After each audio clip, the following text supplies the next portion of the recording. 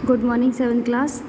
कल हमने lesson start किया था the Ashes that made trees Bloom, यानी राख जो पेड़ को खिलने देती है। इसमें हमने पढ़ा था कल कि एक काइंड कपल होता है, एक काइंड ओल्ड कपल होता है जिसके पास में एक पेट होता है, जिस पेट का नाम होता है मुको। मुको एक डॉग होता है। तो वो लोग जो थे, जो काइंड कपल जो था, वह मुको को अपने बेटे की तरह ही प्यार करते थे और मुको भी उनसे बहुत ज़्यादा प्यार करता था। एक दिन क्या होता है, मुको जो है वो अपने मालिक को लेकर के एक यार्ड में जाता है और वहाँ पर वो उसको स्क्रैच करने के लिए बोलता है ज़मीन को। तो वो वहाँ से उसको बहुत सारे सोने की गिन्नियाँ मिलती है। उसको वहाँ पे बहुत सारा सोना मिलता है और जो ओल्ड कपल होता है वो बहुत ज़्यादा रिच हो जाता है। और वो जो ओल्ड कपल जो था वो इतना काइंड होता है कि जब वो रिच हो जाते हैं तो अपने पड़ोसियों को एक अच्छी सी दावत देते हैं और उनको खाने के लिए भी इनफ देते हैं।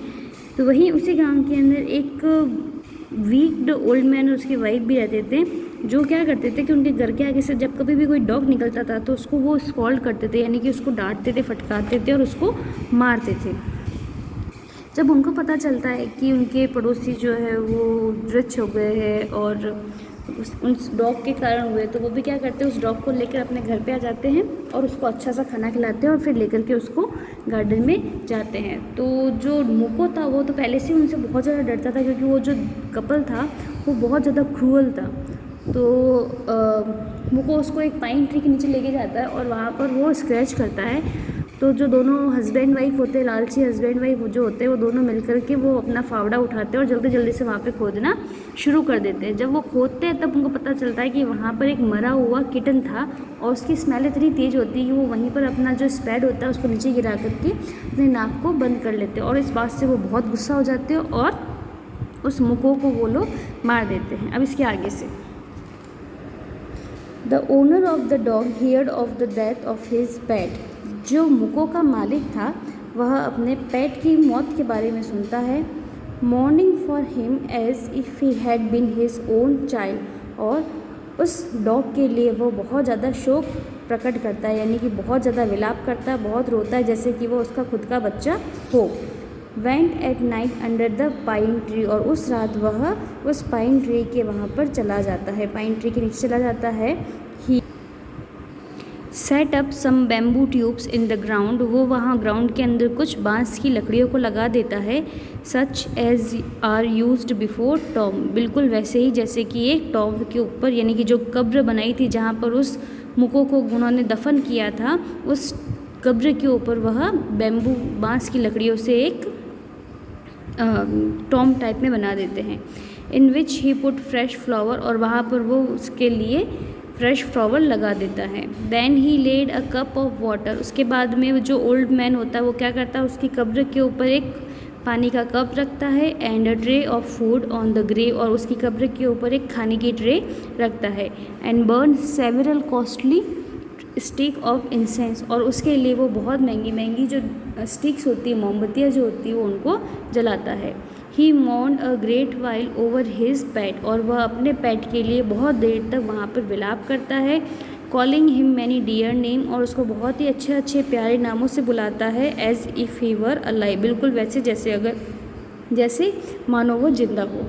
That night the spirit of the dog appear to him in a dream and said. उस रात क्या होता है, उस ओल्ड मैन के सपने के अंदर उसका जो डॉग होता है, जो मुको होता है, उसकी आत्मा उसके सपने में आती है और कहती है cut down the pine tree over my grave. कि मेरी कब्र के ऊपर जो पाइन का पेड़ है उसको काट डालो and make from it मॉर्टल for your rice pastry. और अपनी जो राइस पेस्ट्री है उसके लिए तुम एक मोटर बनाओ। मोटर होता है एक ओखली जो होती है जिसके अंदर चावल को कूटा जाता है, तो वो उसको बनाने के लिए कहता है। And mill for your bean sauce. और वो कहता है कि अपने बीन सॉस के लिए एक चक्की तुम बनाओ। So the old man chopped down the tree and cut out of the middle of the trunk a section about 2 feet long. इसलिए वो जो बूढ़ा आदमी होता है वो क्या करता है, उस पेड़ को काट देता है और एक जो शाखा होती है जो लगभग 2 फीट लंबी होती है उसको बिल्कुल बीच में से वह काट देता है। With great labour partly by fire. बहुत कड़ी मेहनत के बाद में थोड़ा बहुत आग, थोड़ी बहुत अग्नि की सहायता से, थोड़ा बहुत चीसल की सहायता से he scraped out a hollow place as big as small bowl. Chisel होता है छेना, और उन सब की मदद से वो क्या करता है, एक छोटे से एक जो खोखला प्लेस होता है, उस खोखले प्लेस को एक वो छोटे से बाउल के रूप में बदल देता है। He then made a long handled hammer of wood. उसके बाद में वो क्या करता है, एक लंबा सा लकड़ी के हैंडल का एक हथौड़ा बनाता है, such as is used for pounding rice. और वो इसका यूज़ जो है वो राइस को पाउंडिंग करने के लिए, यानी पीसने के लिए, कूटने के लिए वो करता है। When new year's time drew near, जब नया साल नज़दीक आने वाला था, he wish to make some rice pastry. तो वो सोचता है कि कुछ राइस पेस्ट्रीज जो है वो बनाई जाए।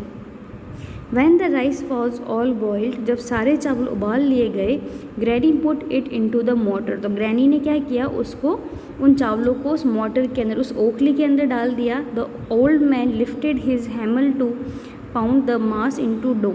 और ओल्ड मैन ने क्या किया, अपना हथौड़ा ऊपर उठाया, उस चावल, जो उबले हुए चावल थे उनको एक डो बनाने के लिए, आटे का, जैसे अपन आटा गूंथते हैं तो वो डो कैसे तैयार होता है, उसी तरह से चावल का एक डो तैयार करने के लिए वो उस हैमर को ऊपर उठाता है। Granny put it into the mortar and the blows fell heavy and fast till the pastry was all ready for baking. और वो इतना तेज उस हैमर से उसके ऊपर ब्लो करता है, चोट मारता है कि वो जो डो होता है वो पेस्ट्री बनाने के लिए, बेक करने के लिए तैयार हो जाता है। Suddenly the whole mass turn into a heap of gold coins. अचानक से जो वो चावल का जो डो होता है वह एक सोने के सिक्कों के ढेर में चेंज हो जाता है।